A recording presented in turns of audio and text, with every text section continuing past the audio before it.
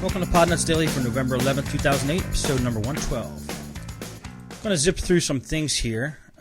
First of all, I got to say I'm a little upset about this whole economy thing. And here's my take on it, and I could be completely wrong. But business seems to be slowing up at the shop, and I'd like to blame the economy because there's no other real reason that or any changes I've been making that I think would be causing things to slow up. Maybe it's the season, maybe not. But if it is the economy, here's why I'm mad about it. Because I think that though the economy is struggling, if the media did not pound it into my customers' heads about the economy, then people wouldn't be so afraid to spend money on things. Like, that's just how I feel about the situation. It seems like people are more afraid to spend money than because somebody told them the economy's bad, rather than actually being affected by the economy. If there was no newspapers or TV in Havertown, where my shop is located, I bet that everything would be fine. I bet a lot of people, even though the economy's bad, quote bad, a lot of people are making the same amount of money. You know, a lot of people have their jobs. Nothing's really changed in their life except for the fact that people are yelling at them the economy's bad. Now, a lot of people are being affected by the economy, but I have a feeling that the people at my level, maybe the service companies and local small businesses, aren't being directly affected by the economy, other than the fact that people are saying the economy's bad, so everybody's afraid to spend money and go out and do things. Just my take on it. Let me talk about some things in the shop, and then I'm going to rant about a couple things. The laptop repair I had in the shop on a Toshiba laptop. This particular laptop, it was when you wiggled the AC adapter in the power jack, it would go on and it would go off. The charging light would go on and the charging light would go off. So you knew the jack was loose. But the jack didn't feel like it was detached from the motherboard.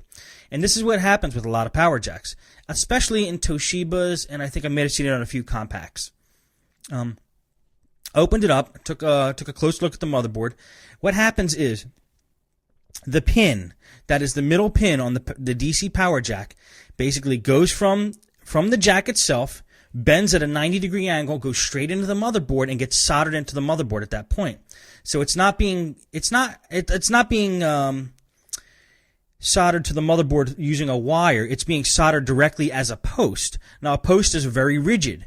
A post also, if you bend it too hard in one way, and if it's soldered to the motherboard, will pop off of the motherboard. So just the fact that post is popped a little bit off the motherboard, all the solder's still stuck on the tip of the post. The fact that it pops through the motherboard makes it just enough of a non-connection that it's going to work sometimes and not, depending on how you jiggle the power jack. Now, what I used to do was just resolder the post to the motherboard. And it's hard to explain this, I guess, get you guys to get a picture of it. I did take pictures of it and filmed it for the laptop repair videos.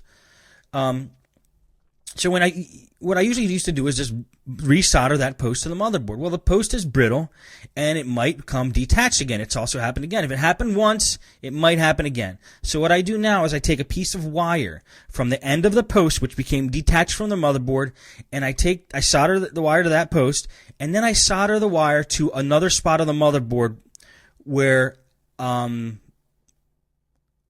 lead from the power jack goes into, is actually directed to. Like, in other words, you could scratch off a piece on a motherboard, a section of a motherboard, that is the same connector as the part where the actual power jack is soldered to. Maybe right to the right of where it is, or maybe right to the left. Wherever there's a spot on the motherboard, you could scratch away a metal surface, solder a wire from that point to the positive lead of the power jack, but it has to be the same contact point. It has to be the same exact contact point. You can't just pick an arbitrary point on the motherboard. I'm talking about right next to the positive, where the positive lead goes into the motherboard. There might be a spot where, it's covered up with green from the motherboard. You scratch off the green and get a nice, good contact point, and then solder it using a wire. Because a wire is less rigid, it will bend. So if the customer takes his cord, his AC adapter, and the power jack and starts bending it all over the place, it won't snap off the motherboard again because it's held in by a wire instead of being soldered directly in. Wait for the laptop repair videos, you'll see exactly what I'm talking about. But I repeat, you can't just pick a spot on the motherboard and solder it on there. It's got to be the exact spot where the DC jack gets attached to the motherboard. Hope I made that clear. Another customer had a computer, would not connect to the internet. Now, usually when a computer doesn't connect to the internet, I do a bunch of things. But one of the things I check is if it's using a static IP address. And you can find that in, this might actually be a different section. This is actually a different section. But you can check if it's using a static IP address in LAN, My Network Places in Windows XP, or the Windows and Network and Sharing Center in Vista, whatever it's called, and view the network devices or the network connections. View network connections. You click on that, you open that up, and you see if the IP address is being found automatically or being assigned automatically by the router, or if it's set for static. That might mess things up. Another thing is in the Internet Explorer, in the Internet options, if you go under connections and you go under LAN connections, you will see if it is set to use a proxy server or not. If that box is checked, a lot of times you're not going to get internet connection. You got to uncheck that. In this particular case, somebody went in and checked that. Even though I don't think they were using a proxy, I think they were just trying to figure it out themselves. Check that box, and that messed things up. So we unchecked the box. It connected right to the internet. I had an Xbox yesterday. A kid brought in. He wanted files transferred from an external hard drive into his Xbox. These were games, and they were games that were actually ROMs. So this is illegal because it violates copyright law. But, it's a game from a Sega Genesis, which is maybe 15 years old or so. So still against the law. No justification for it, but it's not a brand new, ripped off game that he's pirating and selling. He just wants to play some classic games. He had them on a hard drive. So I took him off of his hard drive, and I put him into his Xbox. And I used a program called Flash FXP, I think it was called. You can also use Qt FTP Pro. Both of these programs recognize the file structure of the Xbox hard drive. You don't even have to take the hard drive out of the Xbox. Just plug the Xbox into your network.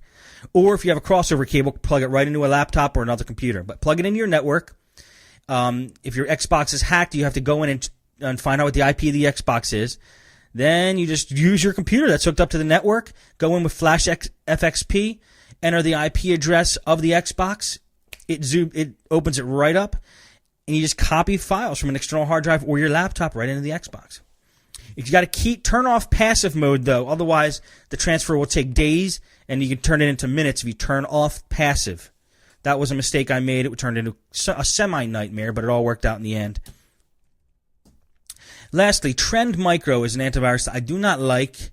It might protect very well, but it also does it at the expense, if you ask me, of using processing power and not having a very user-friendly interface. We are having internet connection problems, and I've had internet connection problems before when a customer is using Trend Micro. They went in and changed